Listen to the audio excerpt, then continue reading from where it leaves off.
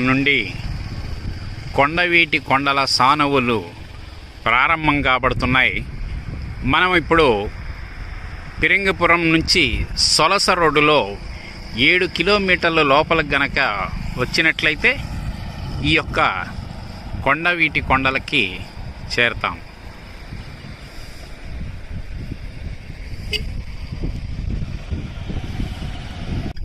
ఈ గ్రామం పేరు హౌస్ గణేషన్ పాడ్ అని కూడా పిలుస్తుంటారు. మనం ఇది కూడా కొండవీటికి వెళ్ళే దోవలో ఉంది. దీని గురించి ముందు తెలుసుకుందాం ఈ గ్రామం గురించి.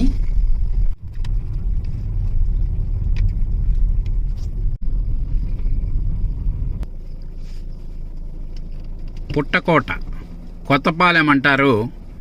పుట్టకోట ఇది. దీని గురించి ముందు తెలియపరుస్తాను. ఈ పుట్టకోట విశేషాన్ని కూడా.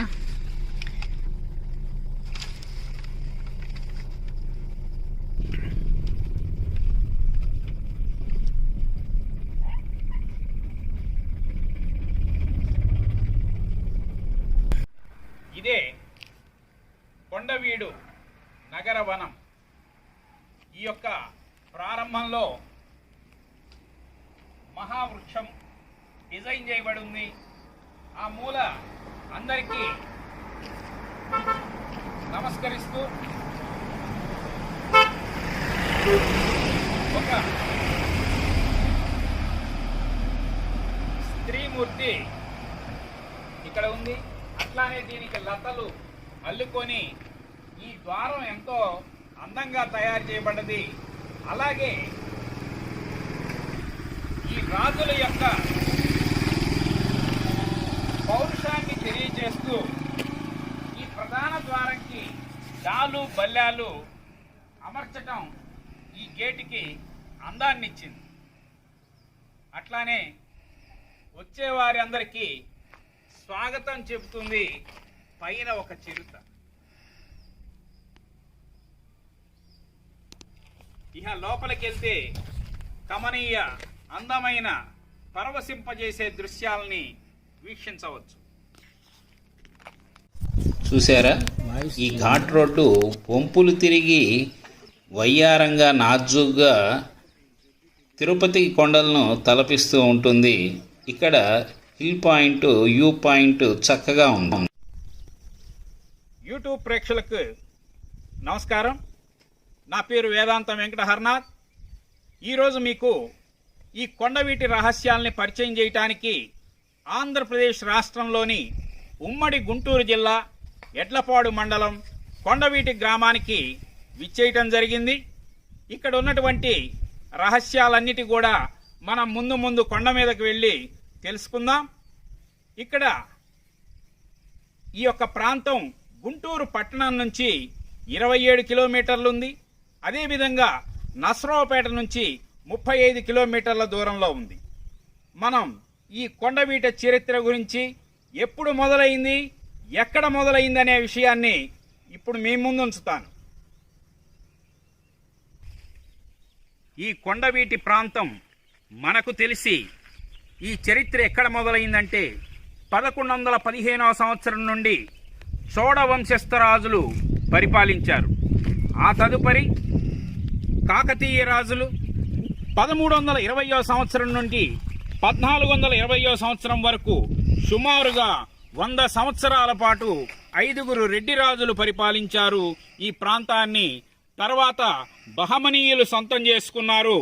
1458 నుండి విజయనగర రాజులు, 1531 నుండి కుతుబ్ షాహీలు, 1687వ సంవత్సరం నుంచి కుతుబ్ షాహీల యొక్క మొఘల్ సైన్యం, 1752న ఫ్రెంచి వారు వచ్చి ఆక్రమించారు. ఆ తదుపరి 1766వ సంవత్సరం నుంచి 1788 వరకు బ్రిటిష్ వారు పరిపాలిస్తే ఆ తర్వాత ఈస్ట్ ఇండియా పరిపాలనలోకి వెళ్ళిపోయింది ఈ కొండవీటి గ్రామం అంతా కూడా. ఆ తదుపరి వారు కొండవీటి ప్రాంతాన్ని చిన్న ప్రాంతాలుగా విడగొట్టి జమీందారుల వ్యవస్థని ఏర్పాటు చేసింది. ఇక కోట నిర్మాణానికి వచ్చినట్లయితే కొండవీటి కోటను ప్రోలయ వేమారెడ్డి నిర్మించాడు. ఇది రెడ్డిరాజు వంశంచే రాజధానిగా ఉపయోగించబడ్డది. వారి పూర్వ రాజధాని అద్దంకి నుండి ఇక్కడకు మార్చబడది.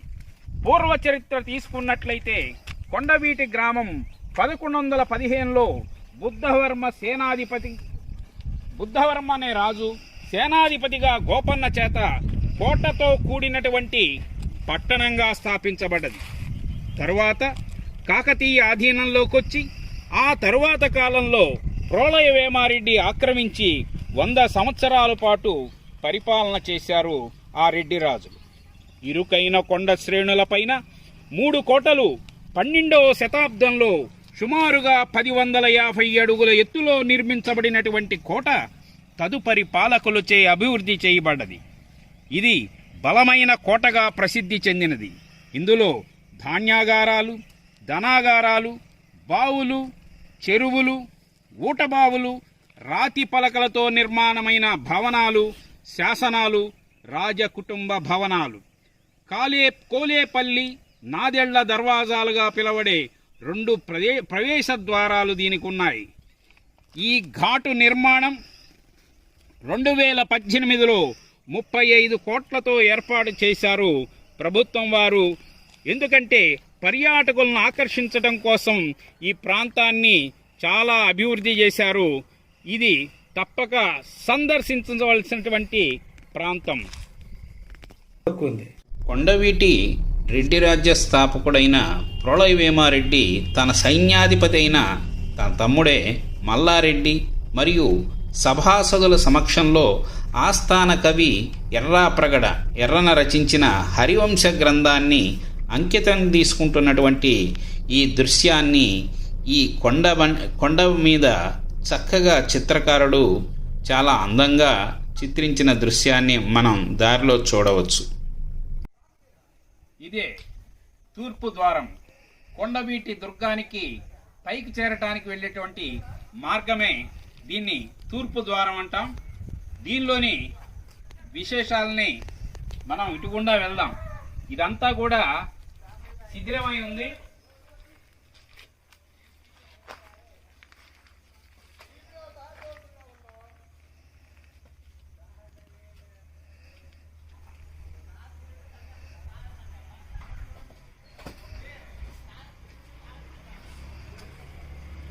అంతా కూడా చెట్లతో, ముళ్ళ కంపలతో కప్పబడి ఉంది.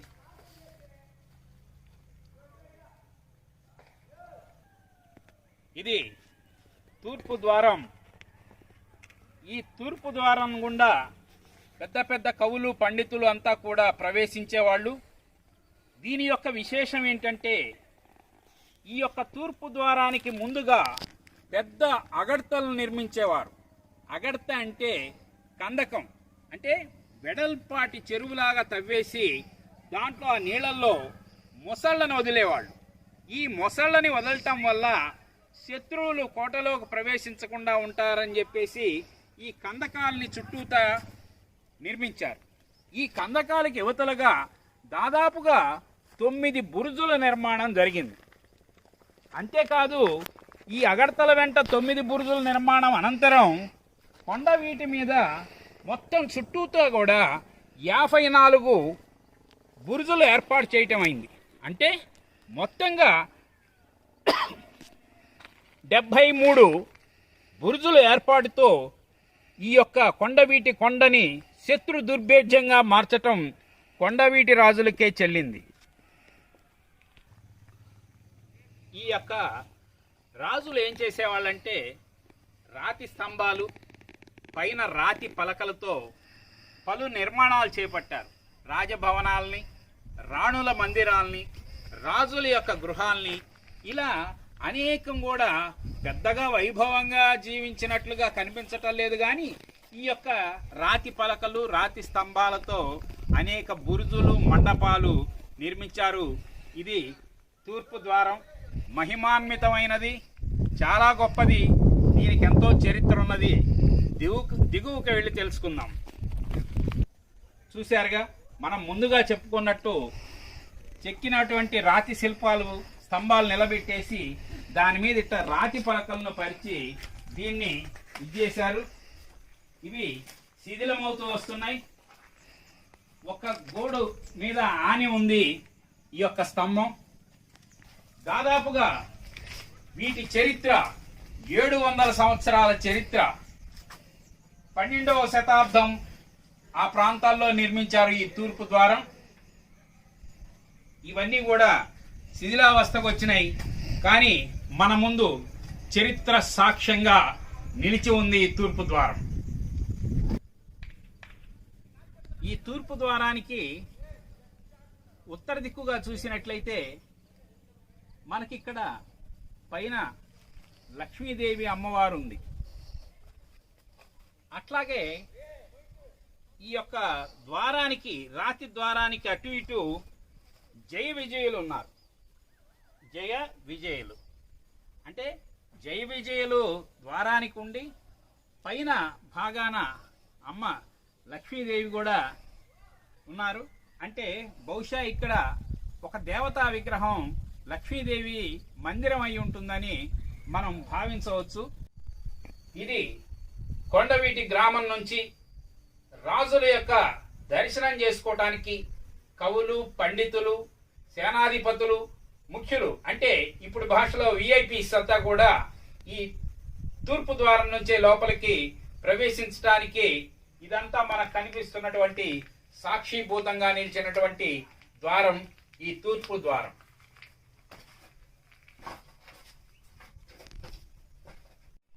ఈ తూర్పు ద్వారా ప్రవేశం ఏ విధంగా మొదలవుతుందంటే కోటలోకి వచ్చేటప్పుడు ఇక్కడ గనక మనం కుడి ప్రక్కన చూసినట్లయితే విఘ్నేశ్వరుడు, విఘ్నాలకు అధిపతి, విఘ్నాలను తొలగించేటువంటి విఘ్నేశ్వరుడి విగ్రహాన్ని ఈ యొక్క గుమ్మం వద్ద చెక్కబడి ఉన్నది. ఇది కాలగమనంలో శిథిలమవటం అయితే గాని సందర్శకులుగా వచ్చినటువంటి వారు చపల చిత్తంతో దాన్ని భిన్నం చేయటం గాని మొత్తానికి స్వామివారి రూపం కొద్దిగా భిన్నంగా ఉంది. ఇది మనం అనుకోవటం ఏమిటంటే వారు నిర్వర్తించవలసినటువంటి కార్యక్రమాలని విఘ్నేశ్వరుడికి ఒక నమస్కారం చేసి ఈ ద్వార ప్రవేశం చేస్తారని మనం భావించుకోవచ్చు. ఈ ప్రవేశ ద్వారాన్ని గనక గమనించినట్లయితే ఆ దర్వాజా మీద గజలక్ష్మి అమ్మవారు ఉన్నారు. రెండు అటు ఇటు ఏనుగులు, మధ్యలో అమ్మవారు. అంటే సుభిక్షమైనటువంటి సంపదకి, రాజ్యానికి శ్రేయస్సు కోరేటువంటి లక్ష్మీదేవి గజలక్ష్మి అమ్మవారు ద్వారం మీద ఉన్నారు. ఈ ద్వారం గుండా వచ్చేటప్పుడు మరొక మహానుభావుడిని మనం గుర్తుపెట్టుకోవాల్సినటువంటి అవసరం. ఆయనే మహాకవి శ్రీనాథుడు. ఆయన గురించి చెప్పాలంటే ఇక్కడికి రాజ్యాలన్నీ జయించుకుంటూ తన విద్వత్తుతో, తన పాండిత్యంతో ఒక దిండెమబట్టు అనే మహాకవి రాజ్యాలన్నీ ఓడించుకుంటూ ఈ కొండవీటి ప్రాంతానికి వచ్చాడు. ఆ వచ్చిన సందర్భంలో ఇక్కడ కొండవీటి రాజులు శ్రీనాథుడి మీదటువంటి నమ్మకంతో వాగ్వివాదానికి సిద్ధపరిచినప్పుడు ఈ యొక్క శ్రీనాథుడు డిండిమ భట్టుని విద్వత్తులో, పాండిత్యంలో అతన్ని ఓడించి అతనికి ఉన్నటువంటి కంచు ఢక్కను పగలగొట్టి రాజ్యంలో కొండవీటి రాజులచే కవి సార్వభౌముడు అనేటువంటి బిరుదును పొందాడు మన శ్రీనాథ మహాకవి. అటువంటి గొప్ప వ్యక్తులు నడయానటువంటి ఈ ప్రదేశంలో మనం నిలబడి ఉండటమే మహద్భాగ్యం. ఇక్కడ పుట్టినటువంటి ప్రజలు ఎంతో ధన్యులు.